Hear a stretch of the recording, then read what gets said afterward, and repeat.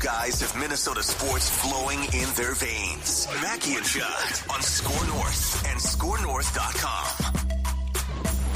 Reckless speculation. And a happy Reckless Speculation Thursday to all who celebrate 1 week away from the NFL Draft. We got our guy Darren Doogie Wolfson here. Dex, are you drinking whiskey? No, this is cold brew, I swear. It's been 2 days. I didn't also, say this is too dark to be whiskey. I mean, this would be rum. That could be like it could be be mixed with some Diet Coke. Exactly. Or The little. I mean, would anybody fault Declan if he was drinking whiskey, having to deal Thank with you. two knuckleheads day in and day out? Knuckleheads, Yeah, the Twins are still buried in the standings. He's moving. It's all very stressful, So we're going to get started here with some Viking scoopage and then roam around Doogie's scoop bag. But last night, once again, a very happy listener here. This is from MJ on Twitter. First time trying Pep's Legit Frozen Pizza. 9 out of 10. Shout out Phil Mackey for putting me on. Looks like he had the Supreme. Oh, the delicious Supreme right. Legit Pizza. It's the best That's one. right. And if you have one of those pizza cookers, cooking it evenly from all sides, I would say 15 minutes if you like a little crispy, maybe a couple minutes longer. That stone-baked, cracker-thin crust, zesty tomato sauce. You can find legit pizzas at a store near you to have an authentic at-home pizza parlor experience. Doogie, tell us what you know about the Vikings 1 week away from the NFL Draft. Well, here's for sure what I know, Phil. I need a pizza oven. I need one of those bad boys. So if you can put me on one, whether it's Pep's or you name the pizza, but certainly all about trying a Pep's in a pizza oven, let me know which pizza oven to purchase. When it comes to the Vikings, okay, so 1 week out. So Kwesi Adolfo-Mensah, we're recording this at 10 a.m. on Thursday morning, 10 a.m. Central. Kwesi Adolfo-Mensah, Vikings general manager, will hold court in a little bit later on Thursday morning. I'll be curious to hear how much he'll volunteer on the idea that I've been texted multiple times, different teams, people saying it's going to be tough to move back. Like the idea of moving back from 24 makes all sorts of logical sense. But who exactly is moving up? I get it. Browns, Giants, early second round. Is there a certain quarterback? I don't think Shedeur Sanders is falling to 24, but whether it's the Louisville kid or, well, not really a kid, right? He's in his mid-20s, or Jackson Dart from Ole Miss. Is it possible the Giants or the Browns are a partner? I guess that's possible, but I wouldn't dismiss the idea that while the Vikings tried to move back, gather another pick in the top 100, right now just the 2 picks in the top 100, it is going to be really, really hard to do so. So that's where I'll begin this scoop session, Reckless Speculation Thursday session. That if you just think it's a foregone conclusion that the Vikings are going to move back, yeah, I mean, trust me, it is something that has come up in Egan. They've had many discussions about that possibility. I just don't know in the moment, 1 week from tonight, if they'll be able to pull it off. How far back, if they can move back, but it's not, let's say within the first round, Dukes, how far back do you think, and of course this is purely reckless speculation on your part, how far back do you think they'd be willing to move? Where does it become not worth it? Because, the one thing is they clearly need or would like more picks. Yeah, so, I mean, the Raiders have multiple third-round picks. Mm-hmm. So would you move as far as where the Raiders are in the second round? I don't have all the numbers here in front of me, so whatever that is, Phil, maybe you have the list there. If that's 37 or 38. I will say, whether it's Dan Orlovsky or any number of other people that do this full-time, the Jordan Reeds of the world, it doesn't seem like there's a whole lot of separation between picks somewhere in the ballpark of 5 to 10, then to 40. Then in that 30 to 70 range, not a whole lot of separation. But that's the meat of this draft, that you're going to get a starter or two in that 30 to 70 range.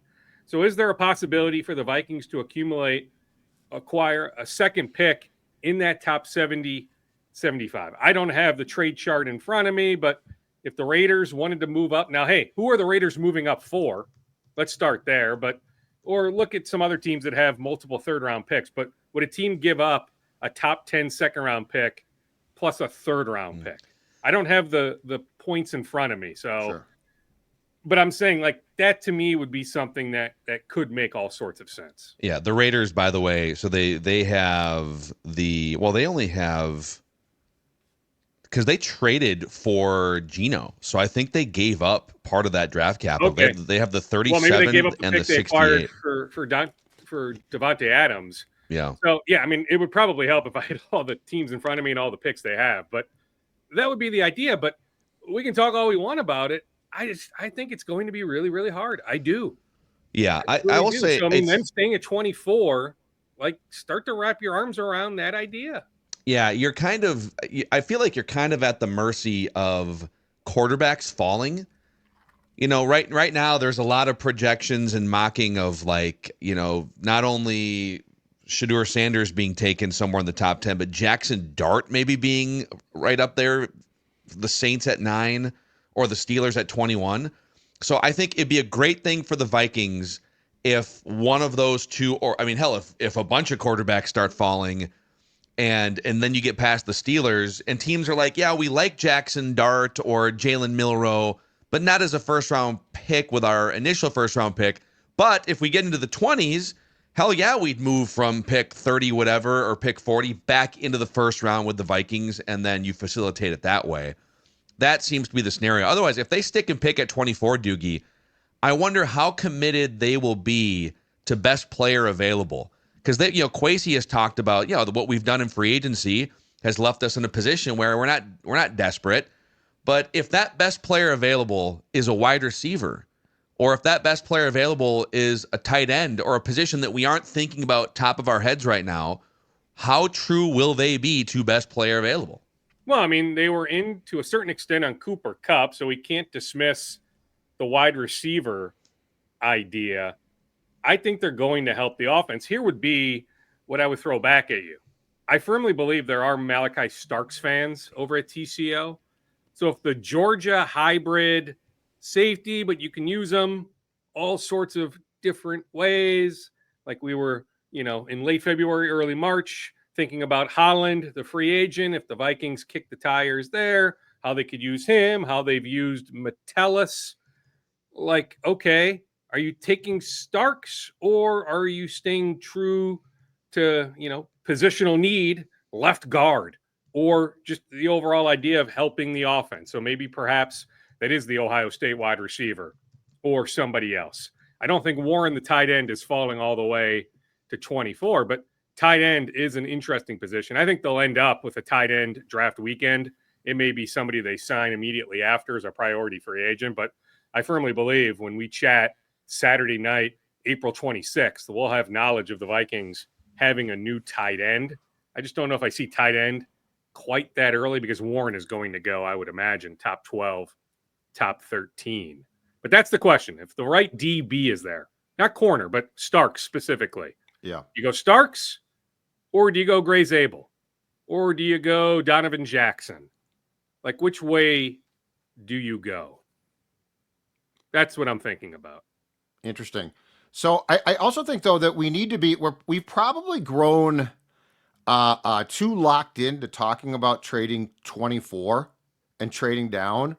Like there would be one, I would not be upset if they took a player at 24. Like it's not, oh my God, they took a player 24. What are you doing? The other thing too is you've got, then 3 picks. I know that's not a ton, but there is a chance though that you could certainly peddle one of those 3 picks, which I think that they would do if they didn't move off 24, to move back to get more picks. So I don't think it's some type of disaster if they don't trade down. We've talked about it incessantly. And I feel like personally, my brain has locked into, well, they're going to trade back to get picks.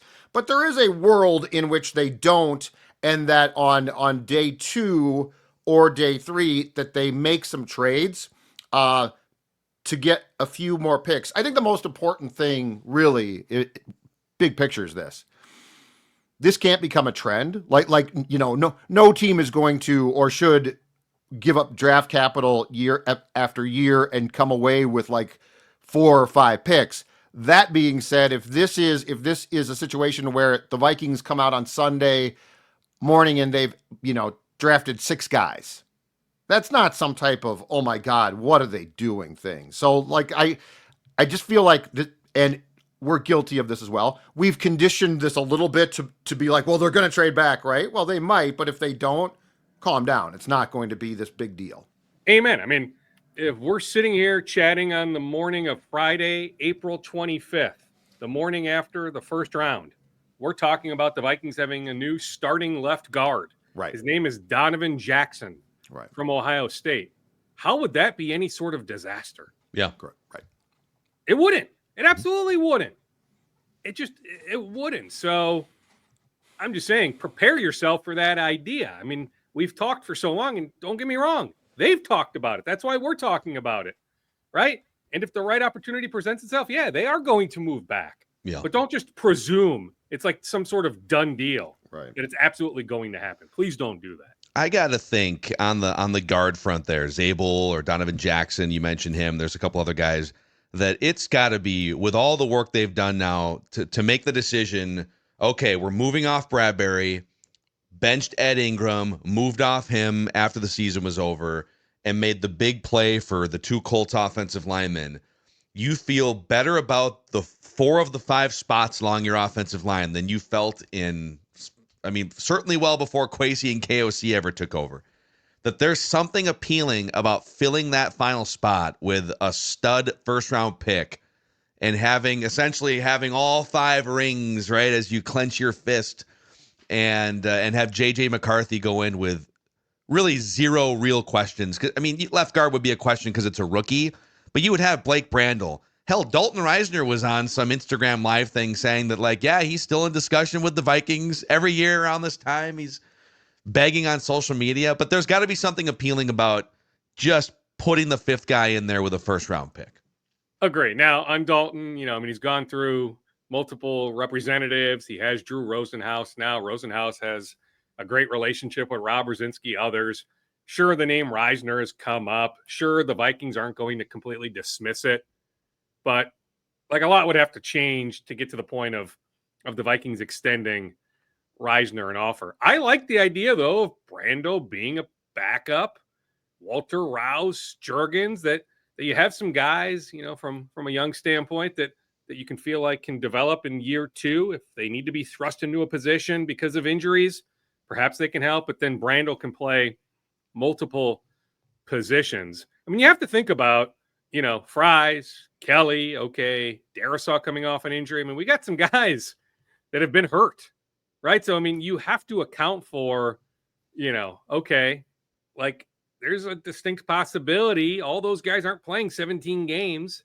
So you need to have legit backups. That's why I bring up Starks too, right? Like, okay, you love Theo Jackson, Harrison Smith. I think it'll be his final year. I don't think we're going to get to a year 15. So I think this will be it for Harrison Smith. Okay, so, who's your primary backup at the safety position? Plus, when thinking about 2026, but I still circle back to 2025 and all the money they've spent. They feel like they really do. I get it, question marks about the quarterback, but they really feel like this is as open a window for a Super Bowl run as they've had. And maybe it'll be comparable in 26, 27, but it is so wide open right now that they feel like they can make a deep run in January. So how do you help? Right? So to me, the most glaring need is left guard. It really, really is. You can go get another cornerback in free agency. Heck, I know Shaq Griffin visited Seattle, Phil, but guess what? There's still some dialogue on Shaq Griffin over at TCO. Stephon Gilmore is still out there. Asante Samuel, right? I mean, that name's come up. So there's been all sorts of different names. I mean, there are guys available. Jack Jones. I mean, they can go get another cornerback.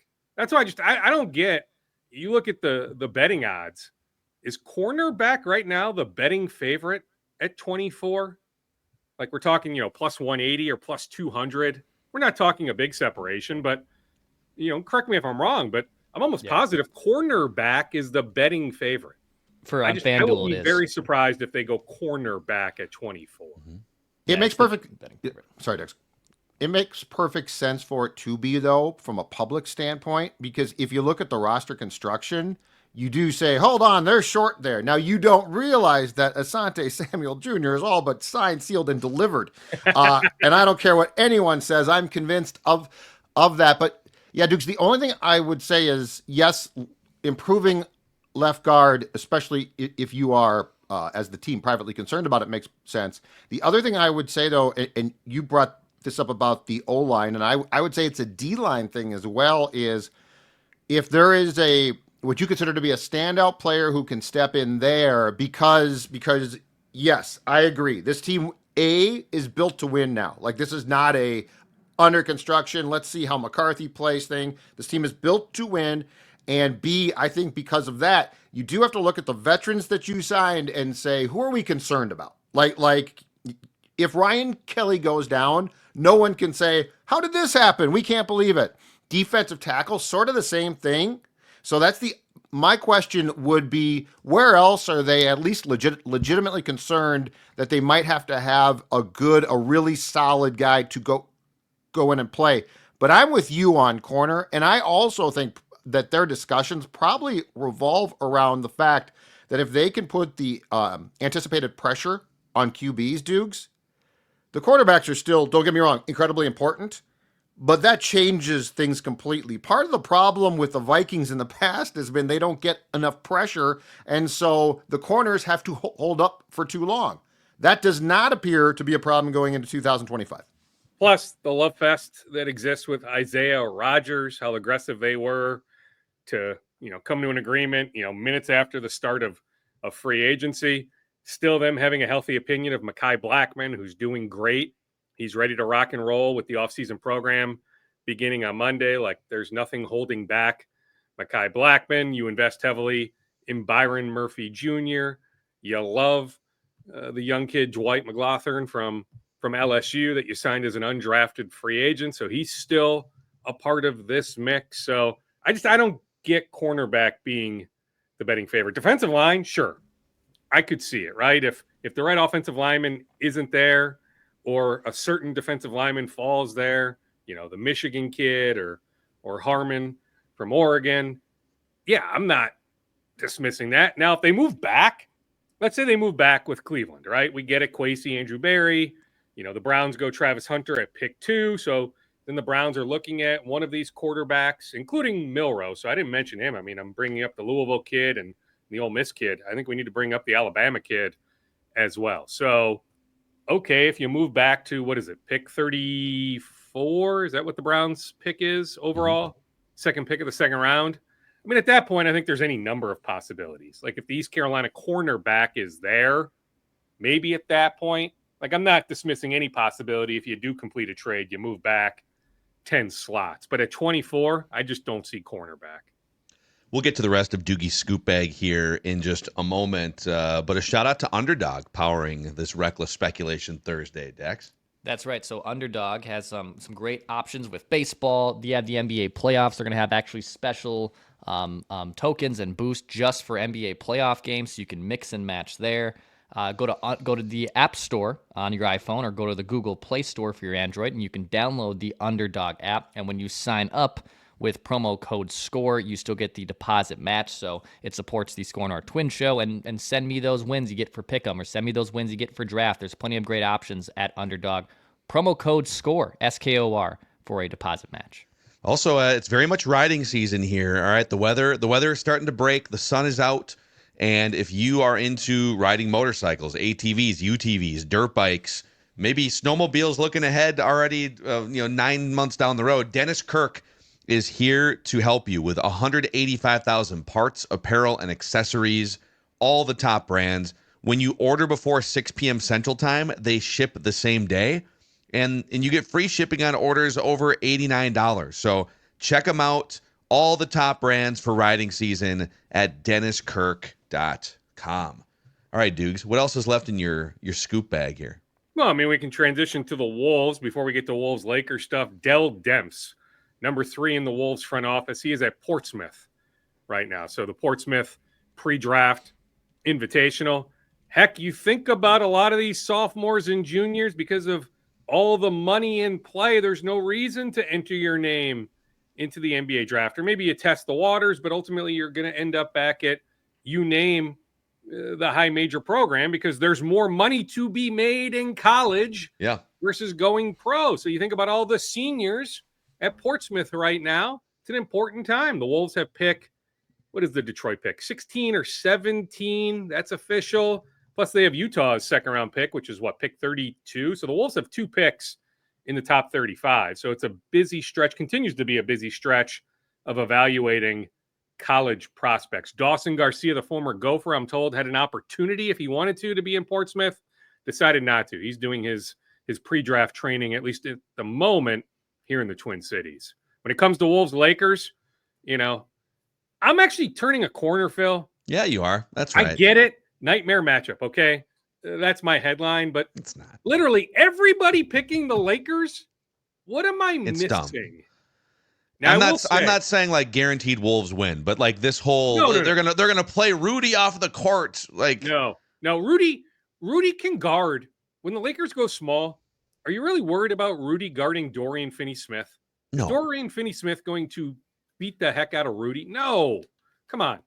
Rudy absolutely is going to be a big part of this series. The Wolves are going to ask him to do all sorts of different things. I absolutely envision Rudy having a sizable role this series, that he's not going to be played off the court. I will tell you, though, I've had a couple different NBA people just texting with some people this week tell me, don't sleep on the brilliance of J.J. Redick, plus his staff. Nate McMillan, Scotty Brooks, Lindsey Harding, Greg St. Jean, that it's a really, really good staff. I had somebody who works in the game suggest to me, now I don't even know exactly what this means. I think I need to make a follow-up phone call, but that J.J. Redick is built to coach in the playoffs.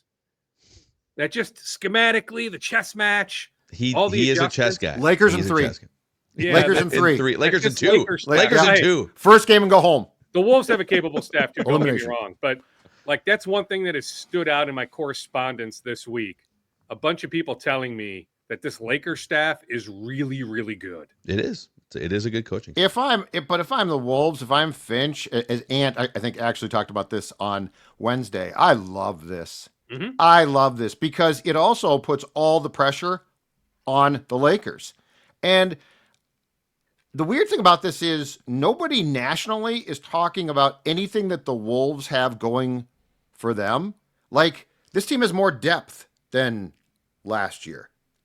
Ant has more experience. And by the way, he has brought his game up in the playoffs previously. If I'm Chris Finch, I absolutely freaking love this because no one's talking about me. I know I've got a good team. And I'm not saying that the Lakers won't win, but I am saying I would be shocked if it's 4 games and they're all routes and it's done. I would be absolutely shocked. I mean, 4-0 with 4 routes, no way, no how. I mean, inevitably, the Wolves are going to get into a clutch time situation, 5-point game or less, 5 minutes to go or less. One thing you could look at is, okay, last year the Wolves, Phil, you might have specific numbers, but it's not like the Wolves offense last year was great in clutch time. It was. But then in the playoffs, it turned a corner. Mm-hmm. So can the same be true now? Okay, Wolves, all sorts of hiccups in clutch time. Can they turn that corner now in the postseason? The depth thing, Judd, let me offer some blowback. So we're going Saturday, Tuesday, Friday. Like there's so much separation between games. I'm just saying I like their bench. Like LeBron is going to play 40 minutes. Luka is going to play 40 minutes. Yeah, no. I'm saying I like their players off the bench more. Like I just like I just like their team more. And rightfully so. The Lakers aren't going to need to use. They're not going to need to use players off the bench as much because of the rest. Yeah, it's a thing. But if you can get it later in the series where the rest dissipates a little bit more, it does. And you can maybe get that 40-year-old tired ass body. LeBron. The other thing too with Luka, we touched on this. What the Celtics did twofold. They picked up Luka full court a lot to just make him work more on offense, and they put him in the spin cycle. They called him to the floor on pick and rolls on defense, and they just didn't let him breathe. And then he gets frustrated, and he's, so if there are some conditioning things with him, and he was hurt for a big part of the season, don't let him off the hook. I think if you lose this series, throwing everything at Luka, offense and defense, all right, you tip your cap to one of the all-time great tandems in NBA history.